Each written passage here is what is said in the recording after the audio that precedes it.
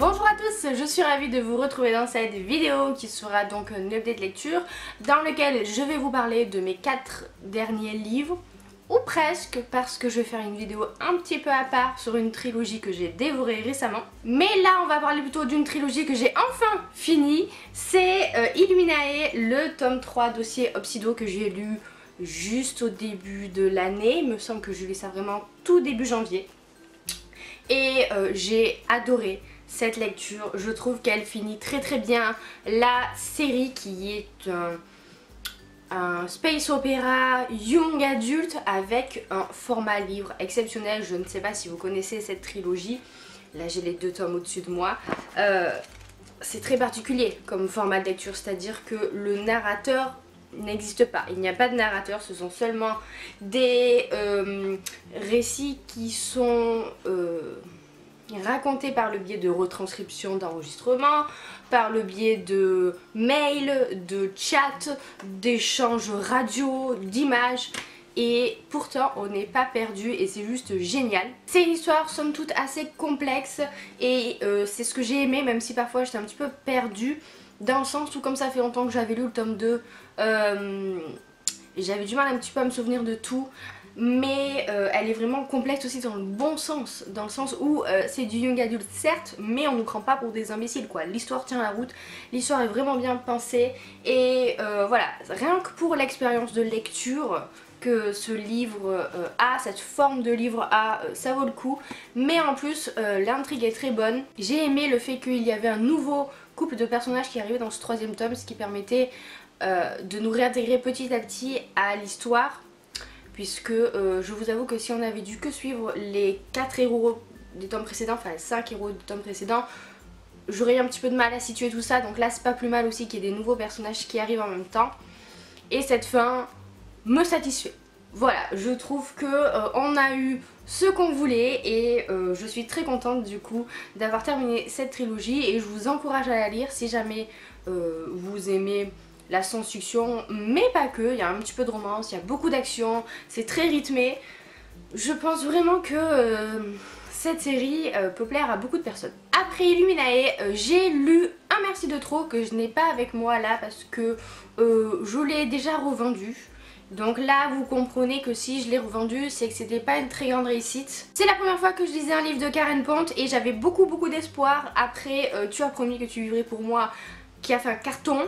Je me suis dit allez je vais essayer de découvrir cet auteur et du coup j'avais acheté son premier roman, donc Un merci de trop, que j'ai lu et je vous avoue que ça doit faire un bon mois que je l'ai lu et je me rappelle pas grand chose. Ce roman a été une vraie déception dans le sens où je m'attendais à un livre feel good, tout mignon, plein de bons sentiments et en fait l'histoire n'a pas pris la tournure que j'espérais, que j'attendais. Ça m'a tellement déstabilisée, je pensais pas qu'on allait être dans ce genre d'histoire que du coup je suis complètement sortie de l'histoire. Et ensuite c'était plus la peine quoi, voilà. J'ai pas du tout adhéré à l'héroïne. Je trouve que tous les changements qu'elle fait dans sa vie c'est un petit peu trop tiré par les cheveux, dans le sens où ça correspond pas du tout au caractère que cette nana avait avant d'avoir cette fameuse révélation. Je sais pas. J'ai vraiment pas adhéré et j'ai été vraiment déçue par cette histoire, par ce livre que j'ai lu assez rapidement parce qu'il est pas très long, mais vraiment j'y ai pas pris de plaisir et j'ai levé les yeux au ciel un nombre incalculable de fois. On continue ensuite avec une romance, c'est Veux-tu m'épouser d'Oli Martin que j'ai eu en service fresque de la part de Harlequin. C'est un bouquin qui était sorti dans leur collection EH à l'époque, donc grand format, qu'ils ont réédité en poche. Et ça m'a fait passer un bon moment de lecture. Voilà, c'était pas transcendant, mais c'était mignon. C'est l'histoire de 2 personnes qui travaillent ensemble, Suzy et Harry. Ils sont co-gestionnaires, on va dire, d'une agence qui organise des propositions de mariage parfaites. Et ils vont se lancer dans une aventure où Harry va demander 100 fois à Suzy de l'épouser. Dans une sorte de grosse opération de communication, on va dire. Au début c'est un pari et puis ça devient un bon truc quoi. Et le problème c'est que Suzy a toujours été amoureuse de Harry et le voir, c'est ça, le voir là demander en mariage tous les jours avec des trucs tous plus mignons les uns que les autres, ça l'aide pas vraiment à ne plus être amoureuse de lui. J'ai trouvé qu'il y avait cependant un gros gros ralentissement du rythme au milieu du livre. Le fait qu'on ait des demandes en mariage, c'est à la fois un bon point parce que c'est assez original, il y a plein d'idées différentes, mais en même temps c'est vachement répétitif quoi, parce que une journée égale une demande en mariage. Alors je vous rassure, on n'a pas les 100 hein, parce que sinon ce serait un peu long, mais du coup c'était très répétitif. Et surtout ce qui m'a énervé en fait, c'est que la relation entre les personnages n'avance quasiment pas de tout le bouquin.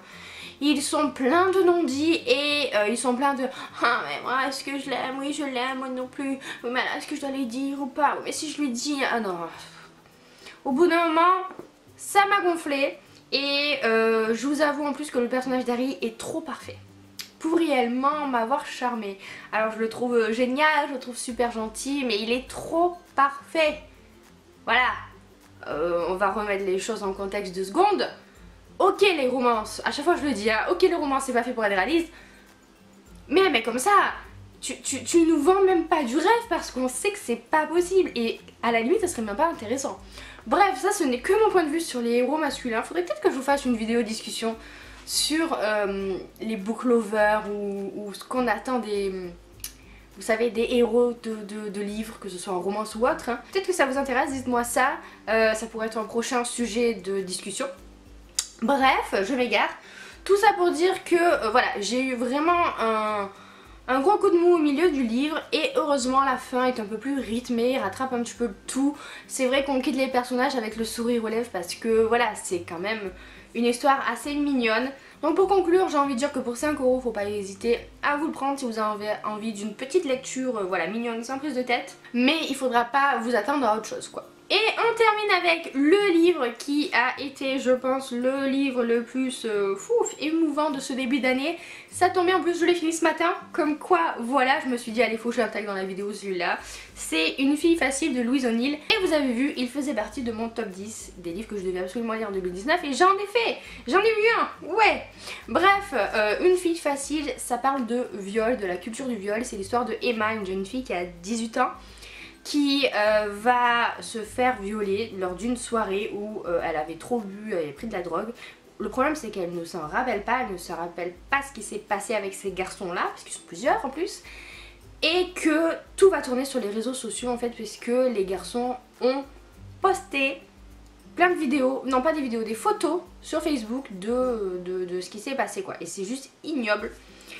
La description des photos est vraiment trash et c'est vraiment pour public averti je pense, dans le sens où on n'a pas la description de la scène en elle-même du point de vue d'Emma, mais quand même on a tout ce qu'il faut à côté quoi. C'est un bouquin qui m'a révoltée. Je savais que Louise O'Neill était une femme très féministe et qu'il y aurait un parti pris dans ce livre, mais pour le coup je m'attendais pas à ça. Je m'attendais pas en fait à ce que ce soit si réaliste, et vraiment c'est le mot, ce bouquin est glaçant de réalisme.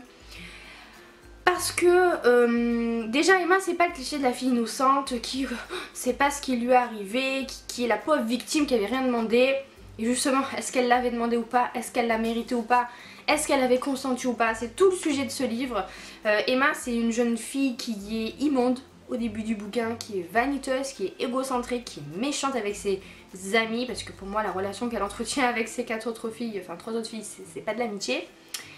Et elle cherche à le regard des autres, elle est belle donc elle le sait, elle cherche à attirer toute l'attention sur des mecs, elle cherche à... Enfin elle a pas honte à coucher avec d'autres personnes comme ça sans problème. Et le problème là c'est que bah... Voilà, ça va mal tourner. Et tout l'intérêt du livre c'est vraiment, outre que ça nous retourne, hein, c'est qu'on se pose beaucoup de questions sur le consentement. Est-ce qu'elle l'a cherché? Est-ce qu'elle l'a mérité? Parce que c'est elle qui a bu, parce que c'est elle qui a avalé ses pilules, parce que c'est elle qui est allée dans cette chambre. Mais en même temps elle était inconsciente, en même temps je pense pas qu'elle pensait que ça tournerait comme ça. En même temps ces mecs là lui ont pas demandé son avis, enfin bref. Voilà, ça apporte beaucoup je trouve de sujets de débat, de sujets de réflexion. Et alors le retour des gens, mais que ce soit les filles de son lycée, ses amis, les gens sur les réseaux sociaux, ces mecs là, les médias, non mais même sa famille c'est horrible. Et à la fois on se dit mais c'est pas possible de réagir comme ça, enfin quand même, là vous voyez les photos, la fille elle a pas l'air très consentante, vous pouvez pas la traiter de pub, de traîner, voilà, j'évite de dire trop des gros mots quand même. Bon bref, voilà, de ce genre de choses, c'est pas possible, vous voyez bien que là il y a un problème, la nana elle a peut-être pas donné son consentement pour tout ça. Et les gens s'en foutent quoi, et les gens sont méchants. Et tu te dis oui, en fait, vu les dérives qu'il peut y avoir sur internet, oui ça pourrait arriver.